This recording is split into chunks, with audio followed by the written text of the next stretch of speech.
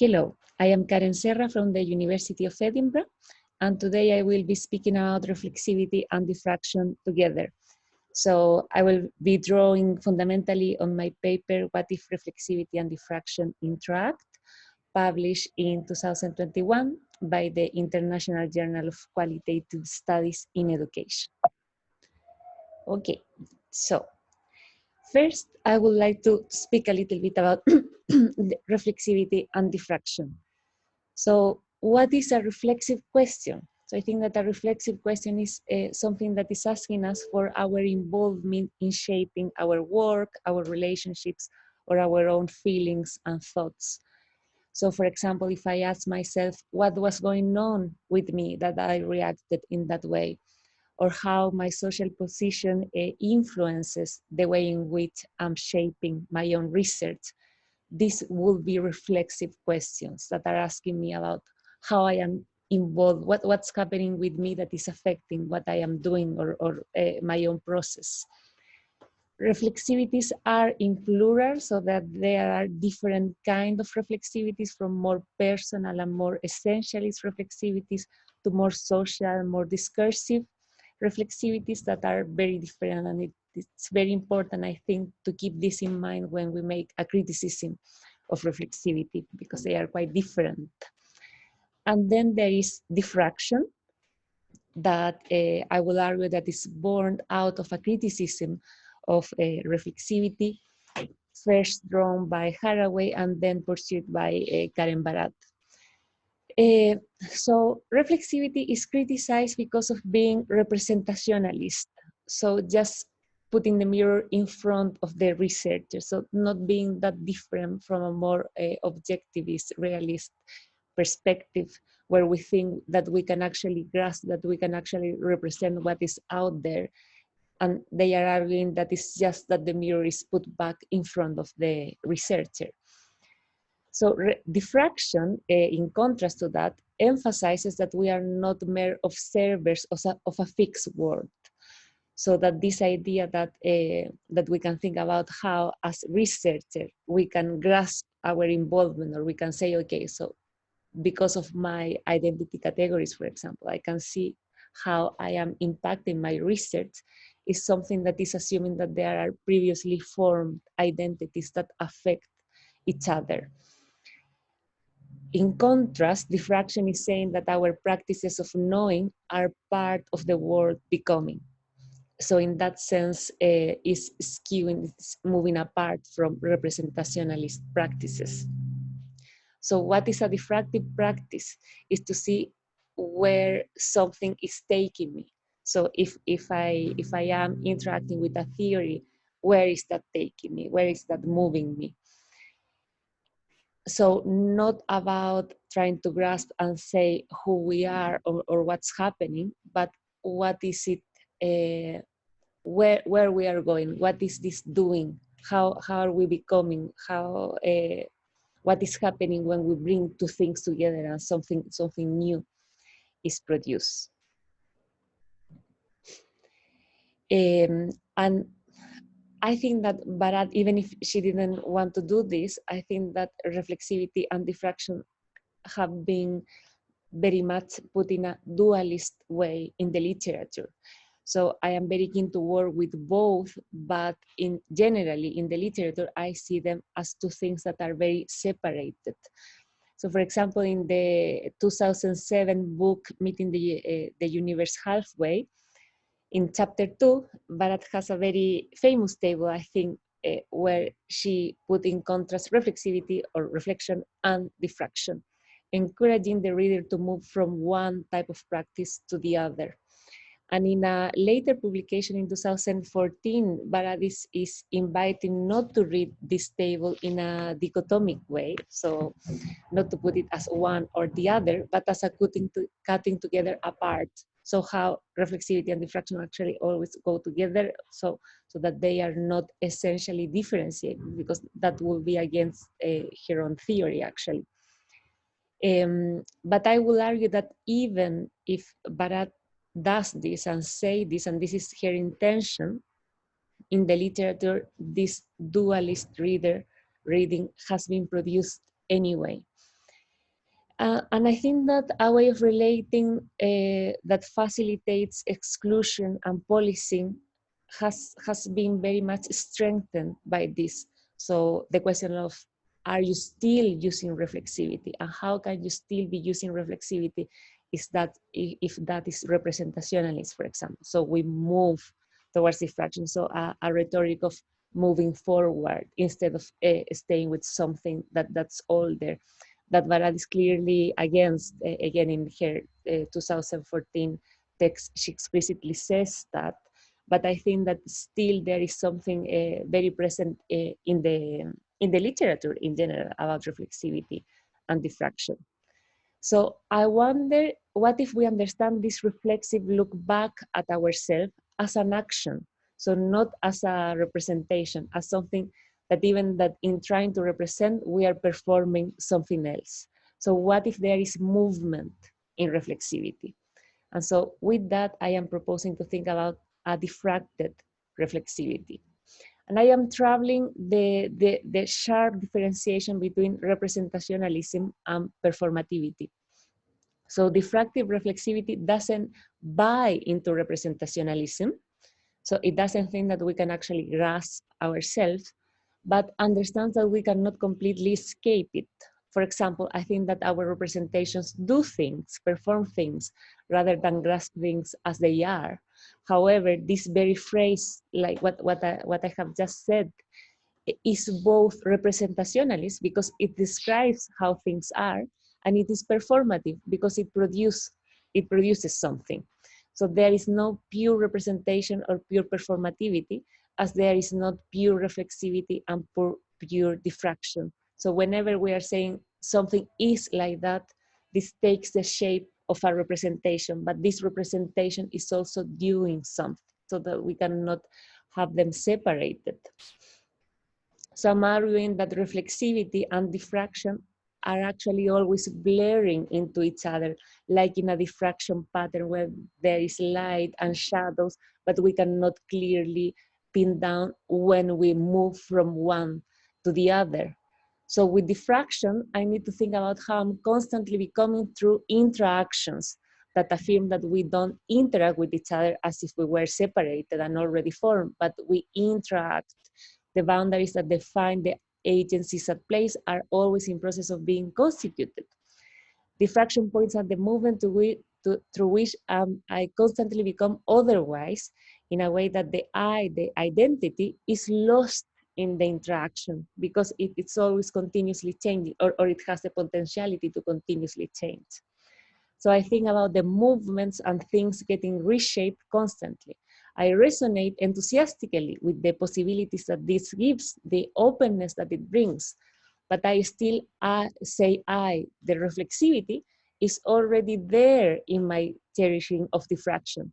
I narrate it as mirroring or representing what's happening, even if what's happening is to become otherwise or to lose a bounded sense of self. So there in my diffractive practice where I am becoming otherwise, when I am narrating that, that's already reflexive. So diffraction and reflexivity moving into each other, blurring into each other. So I find myself needing to make sense of what's happening and who I am being, and so I move towards the shades of reflexivity by wanting to grasp myself, to grasp the other, to know, this is how it is. I find myself needing to do that anyway, so I move towards the shades of reflexivity. But here, in the shades of reflexivity, there is also diffraction. This grasping does not represent, but moves things in sometimes unexpected directions. So this is what I am emphasizing. And also that when I am being reflexive, I am already diffracted. So the stories that I tell about myself when I am being reflexive, when I am giving an account of myself, can seem to be created by myself, but they are not mine. They do not belong to me as a bounded subject. Instead, the stories come through me, where I understand me, myself, as an ongoing product of connections with other things, people, culture, and material arrangements. Crucially, the stories that I tell about myself do not represent me in the sense of reflecting accurately who I am, but produce things, including myself.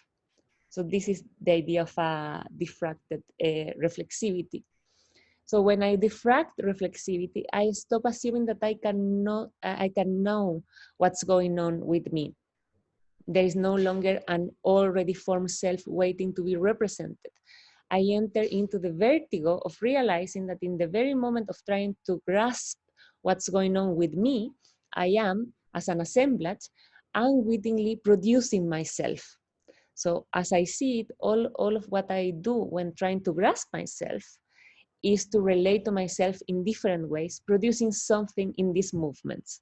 So this is my conceptualization of reflexivity as a way of relating that produce, or then of a diffracted reflexivity, that I am using them like as the same.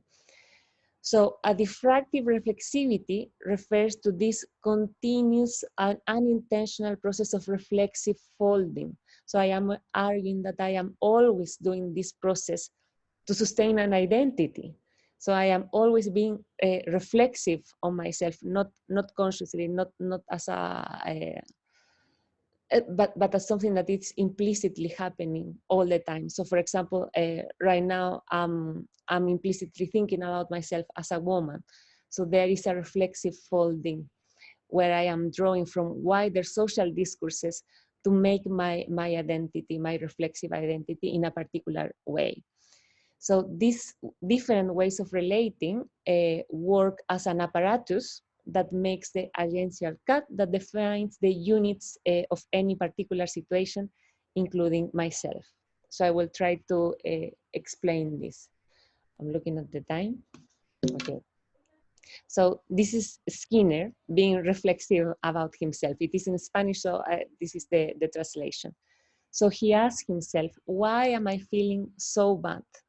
Then he says, maybe it is because of workplace precarity and the relationship between capitalism and our mental health. And then he says, like, nope, it must be because my horoscope shows that Saturn is on my sign. So here he's showing two ways of being reflexive about himself, drawing in different cultural discourses and in different assemblages. So while being in one assemblage, he's reflective on himself, thinking about precarity, and in the other, he's thinking about astrology. So I think that these are producing two different things. So in one, like he's producing himself as a political subject, and he's producing his workplace as a space that is permeated by politics, for example. And in the second one, he's producing himself as a more spiritual subject that is permeated by, planetary forces.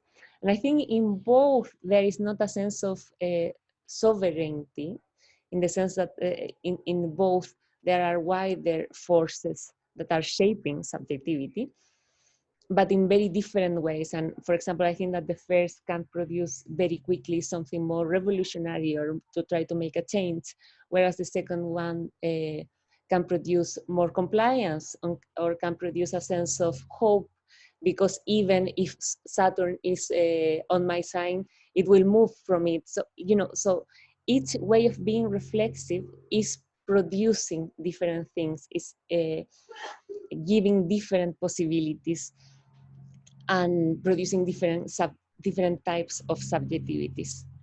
So what I am trying to offer is to try to think about this, to try to think about the reflexivities that we use even if we are not aware of them, because we are mostly not aware of them.